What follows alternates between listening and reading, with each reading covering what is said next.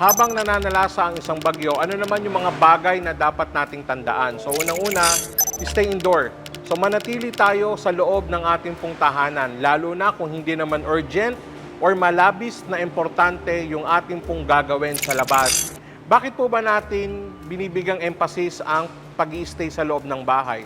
Dahil marami pong panganib na nakaamba kapag tayo ay lumabas ng ating pong tahanan habang nananalasa ang isang bagyo.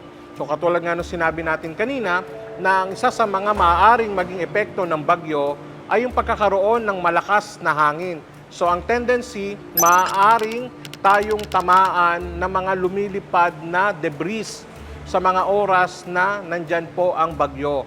Kaya po, manatili po tayo sa loob ng ating pong mga tahanan. Ano pa po? Continuously tayo na mag-monitor sa lagay ng panahon. Para nang sa gayon ay na-update tayo sa kung ano ba yung kalagayan na at nasaan na ba ang bagyo. At dito rin makakapag-monitor tayo kung ano ba yung iaabiso sa atin ng ating pong pamahalaan patungkol sa bagyo.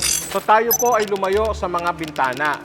So ano po ba ang purpose nito? Kasi katulad nga din ng sinabi natin kanina, ay merong mga lumilipad na debris. So maaari yung mga debris na yon ay tumama sa ating pong mga salamin at maaaring ma-shatter o mabasag yung mga salamin.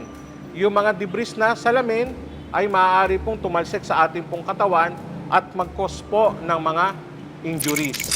So iwasan po natin ang paggamit ng mga kandila. Dahil ang mga kandila kapag ka po ito ay napabayaan at hindi po nabantayan or pagka ito ay natabig ng ating pong mga alagang pusa o aso, ay maaari po itong mag-cause ng sunog. So ano po ang dapat na gamitin natin instead sa kandila? So gumamit na lang po tayo ng mga flashlight po. Lilikas po tayo pagka talaga pong kailangan na. Kailan? Kapag ka po hindi na safe tayo na manatili sa loob po ng ating pong tahanan or nakakakita na tayo na nagkakaroon na tayo ng damage sa ating pong tahanan, ay maaaring po tayo na lumikas na sa designated evacuation area or sa ating pong mga kapitbahay.